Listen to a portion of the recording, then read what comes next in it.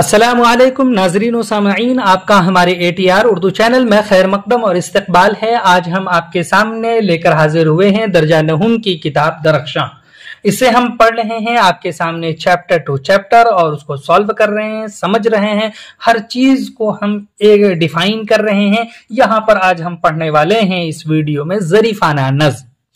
ज़रीफाना नज़्म किसको कहते हैं वो यहाँ से आप अंदाजा लगा लीजिएगा। चंद लाइनें हैं, आप इसको ध्यान से देख लीजिए और समझ लीजिए। ज़राफत, मिज़ाह और तंज अदब की कोई सिन्फ नहीं है। याद समझ लीजिए, यहाँ पर कह रहा है कि अदब की कोई सिन्फ नहीं है, न तो ज़राफत, न ही मिज़ाह, न तंज, बल्कि हर सिन्फ में इसका इस्तेमाल किया जाता है। गोया कि यह हर सिन्फ का पार्ट है, छोटा सा।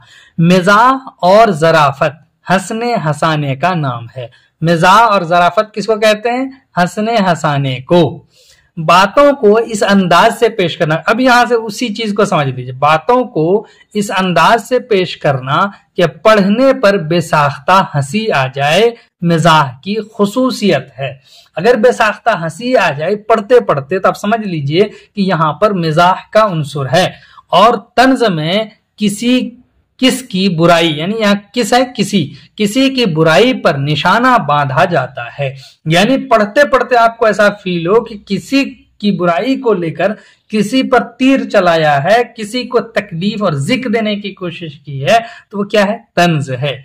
निशाना सीधे साधे बांधा जाए तो तंज है। यहाँ अब किसको तंज कहेंगे बता दी। सीधे, इनडायरेक्टली ना हो करके डायरेक्टली अगर हम ये निशाना साध रहे हैं तो तंज है।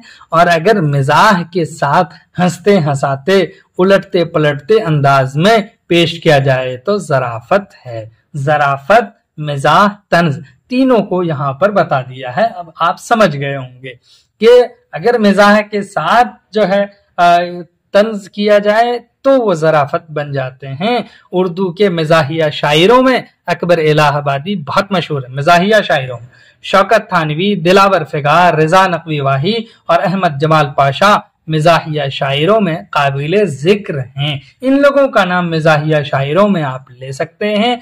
चलिए फिर हम आपसे मिलते हैं, तब तक के लिए खुदा हाफिज, अस्सलामु अलैकुम।